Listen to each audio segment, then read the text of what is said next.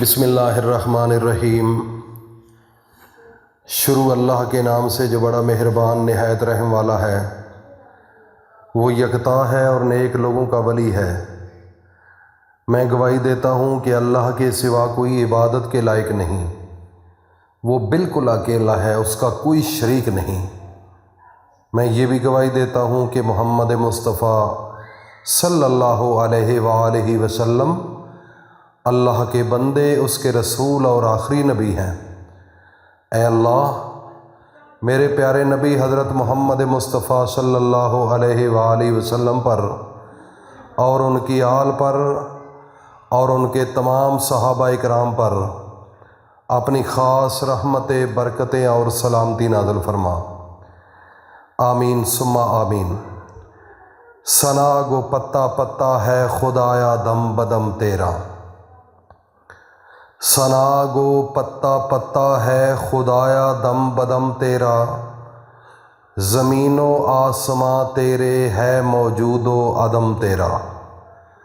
اور جو دنیا میں تیرا کھا کر تیرے شکوے کرے یا رب، تعجب ہے کہ ان پر بھی رہے لطف و کرم تیرا۔ اے مولا، تو چاہے تو قطرہ قطرہ کو سمندر کر دے۔ اے مولا، تو چاہے تو پھر یتیموں کو پیغمبر کر دے۔ یہ تو آپ کی مرضی ہے، جیسے تو چاہتا ہے ایسے ہوتا ہے۔ اس کائنات کے اندر کتنے درخت ہیں، ان درختوں کے آگے کتنے پتے ہیں، اللہ کی مرضی کے بغیر ایک پتا بھی کسی درخت سے نیچے نہیں گر سکتا۔ یہ ہے میرے اللہ کی طاقت، یہ ہے میرے اللہ کا ایک پاور کی نشانی۔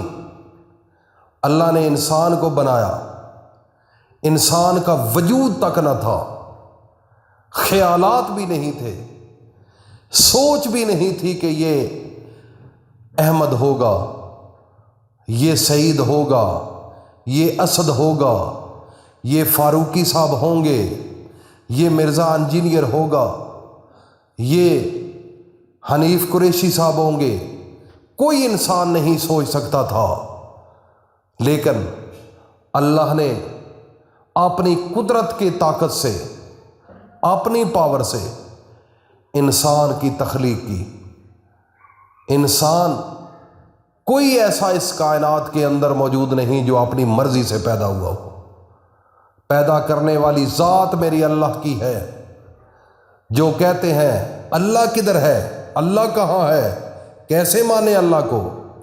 آج تو اس حد تک لوگوں کی سوچ پہنچ چکی ہے کہ اس اللہ سے زیادہ شان اللہ کی مخلوق کی بنا دیتے ہیں۔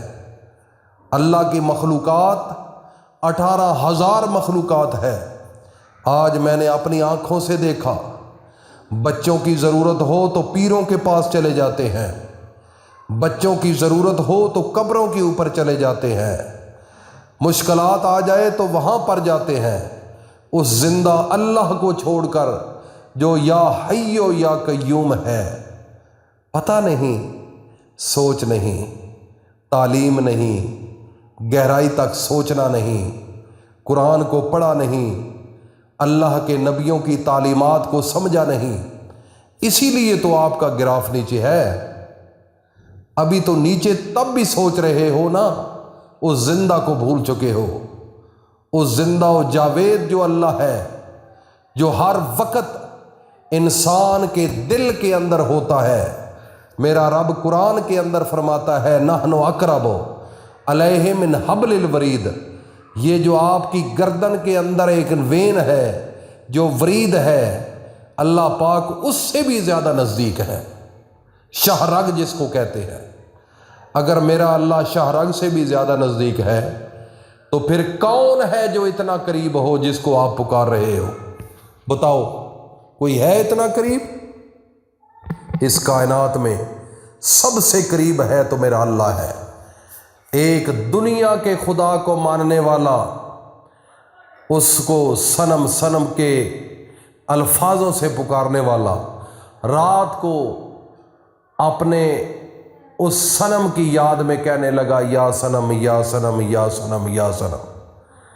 رات کو نیند آ جاتی ہے، اونگ آ جاتی ہے، جب نیند کا غلبہ ہوا تو یا صنم یا صنم یا صنم کی بجائے اس کے منہ سے یا صمد کا لفظ نکل گیا۔ بس نکلنے ہی کی دیر تھی، اللہ نے 70 مرتبہ اس بندے کو کہا جی یا میرا بندہ، جی یا میرا بندہ، جی یا میرا بندہ، بول میرا بندہ کیا چاہتا ہے۔ 70 مرہ اللہ تعالیٰ نے 70 مرتبہ اس بندے کو جی سے جواب دیا۔ فرشتے آ کر کہنے لگے یا اللہ، وہ بندہ تو آپ کو نہیں پکار رہا تھا، وہ تو دنیا کا خدا، دنیا کا محبوب اس کے دل میں تھا، تو وہ تو بھول کر انجانے میں آپ کا نام بول دیا، تو آپ جی جی جی کر کے جواب دے رہے ہیں۔ میرے اللہ نے فرمایا کہ اے فرشتو، صنم جس کو وہ پکار رہا تھا اور صمد جس کو بھول کر پکارا، اس میں یہی تو فرق ہے۔ اس دنیا کے خدا سے، اس دنیا سے محبت کرنے والے اپنے لیڈر، اپنی مشکل کشا کو جس کو پکار رہا تھا مشکل کے لیے، ساری زندگی اگر اس کو پکارتا رہے اس کو جواب نہیں ملے گا۔ میں اللہ وہ ہوں جس کو کوئی بھول کر بھی پکارے تو میں 70 مرتبہ جی سے جواب دیتا ہوں۔ تو اس زندہ جاوید اللہ کو چھوڑ کر جب تم لوگوں کے پاس جاتے ہو تو کس منہ سے جاتے ہوگے؟ اللہ کے ولیوں کا احترام لازم ہے، اللہ کے ولیوں کی قبروں پر جانا گناہ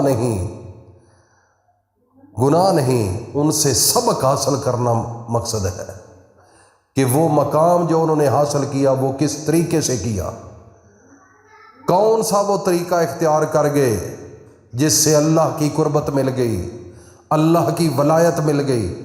آج ہم اس کی طرف جانے کی بجائے ان کے سامنے اپنی مقدس پیشانی کو جھکا دیتے ہیں اور ان کو حاجت روا اور مشکل کشا سمجھ لیتے ہیں۔ میرے بھائی اور دوستو، اللہ سے مانگنے کی کوشش کرو، اس کے بغیر چارہ نہیں۔ میں ایک وظیفہ بتاتا ہوں، میرے نبی نے خود بتایا، فرماتے ہیں کہ جو بندہ ایک دفعہ سورۃ اخلاص پڑھتا ہے، قرآن کا 1/3 حصہ اس کا ثواب مل جاتا ہے، 10 سپاروں کا۔ صحابی نے عرض کیا یا رسول اللہ، اگر 3 دفعہ پڑھ لیا جائے؟ تو میرے نبی نے فرمایا جو پوری کائنات کا امام الانبیاء ہے، جو نبی ہے، وہ فرمانے لگے کہ پورے قرآن کا ثواب اس کے نامہ اعمال میں لکھا جاتا ہے۔ تو ناظرین، جو بے بس ہے، جمعرات آ چکی ہے، اللہ کے خاص فرشتے اس دنیا پر آتے ہیں، جو مانگنا ہے اول و آخر 3 مرتبہ درود شریف پڑھ کر صرف 11 مرتبہ اس قرآنی سورت کو پڑھ لو جس کا نام سورۃ اخلاص ہے۔ جمعرات کے دن کسی وقت بھی پڑھ سکتے ہو سوائے 3 وقتوں کے، جب سورج نکل رہا ہو تو تب، زوال کا ٹائم تو تب، جب سورج غروب ہو رہا ہو تو تب۔ یہ 3 ٹائم آپ نے وظیفہ نہیں کرنا، باقی کسی وقت بھی کر سکتے ہو۔ انشاءاللہ وظیفہ کرتے وقت اللہ سے پورا دل لگاؤ، اللہ سے مانگو، انشاءاللہ اگلی جمعرات سے پہلے آپ کی ہر حاجت میرا اللہ پوری کرے گا۔ اللہ پاک ہم سب کو عمل کی توفیق عطا فرمائے۔ فنا فی اللہ کی تہ میں بقا کا راز مضمر ہے، جسے مرنا نہیں آتا اسے جینا نہیں آتا۔